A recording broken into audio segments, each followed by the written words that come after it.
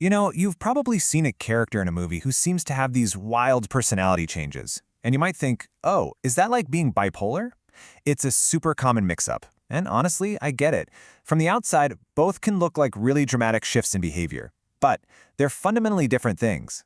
So let's break down what really sets them apart and why getting it right is so important. And this right here, this quote gets right to the heart of why we're talking about this. This isn't just some academic debate over definitions. We're talking about real people whose lives get completely turned upside down because of a wrong diagnosis.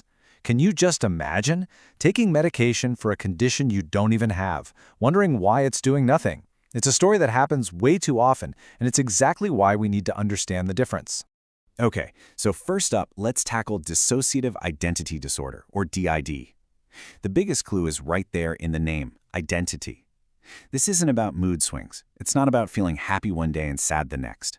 We're talking about a fundamental split in who a person actually is.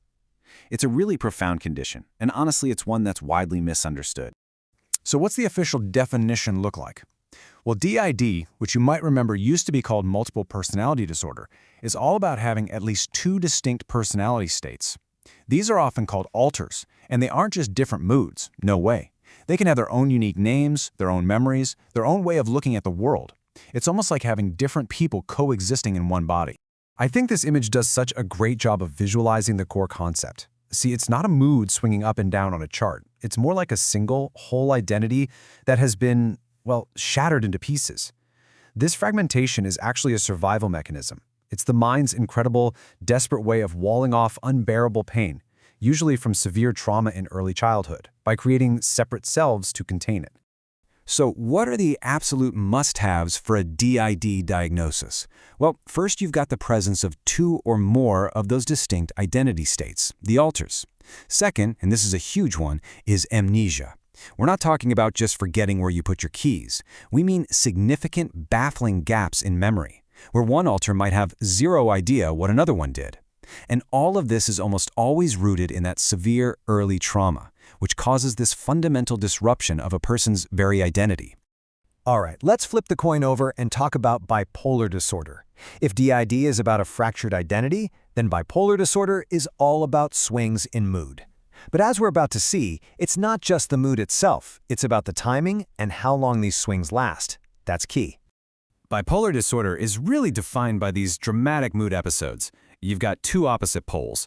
On one end, there's mania or hypomania, these periods of incredible energy, racing thoughts, and often really risky behavior. And on the other end, you have these deep, crushing, depressive episodes. A person cycles between these extremes. But here's the crucial part.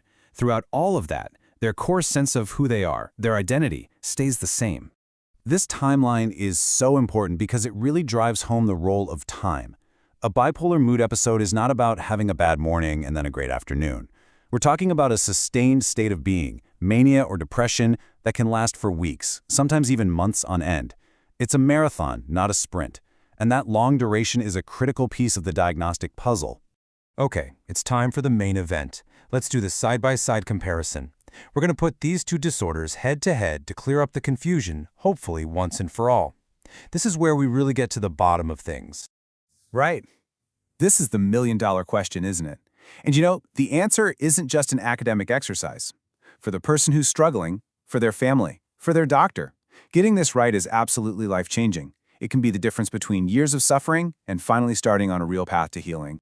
This table lays it all out beautifully. Let's just walk through it. The core problem? In DID, it's a shattered identity. And bipolar, it's a roller coaster of mood. The shifts? For DID, it's like changing the channel to a totally different person, and it can happen in a flash, minutes or hours. For bipolar, it's that slow climb up the mountain of mania or that long slide into depression that takes days or weeks. And the big one? Memory. With DID, amnesia is a defining feature. There are blackouts, missing pieces of time. With bipolar, memory is generally intact. The story of their life is continuous, even if the emotions are all over the map. Let's zero in on these shifts for a second. A DID switch can be sudden, really jarring. A person can be talking to you, and then, in the blink of an eye, a different alter is there, with a different voice, different mannerisms, and maybe no idea what you were just talking about. A bipolar cycle, on the other hand, is a much slower burn. It's a gradual descent into depression over a month, where the world just slowly loses its color.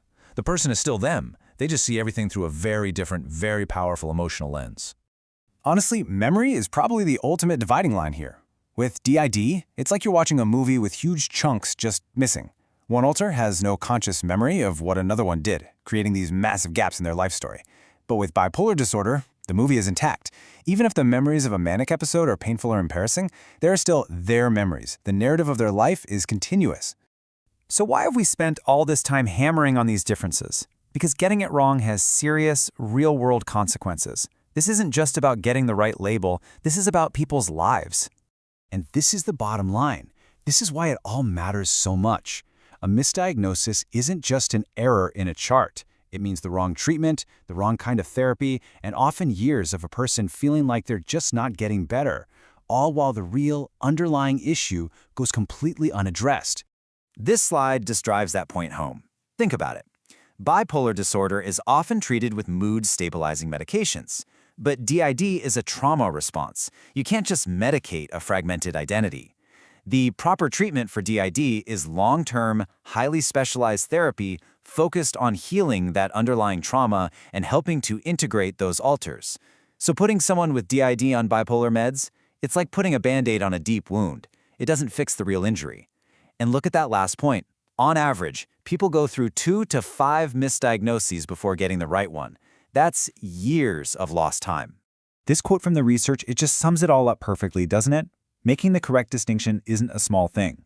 It is the first, most critical step toward giving someone the care that will actually help them heal and find a way to integrate their sense of self. So after all this, what's the big takeaway? Well, this whole conversation isn't just about two different disorders. It's about the absolutely incredible, mind-bending ways our brains try to protect us from the unthinkable. It really forces us to ask some big questions, right? Like, just how powerful is trauma in shaping who we become? And what does it say about our resilience that the human mind can literally create new identities just to survive what feels unbearable? It's a really fascinating and honestly humbling look into the true complexity of the human experience.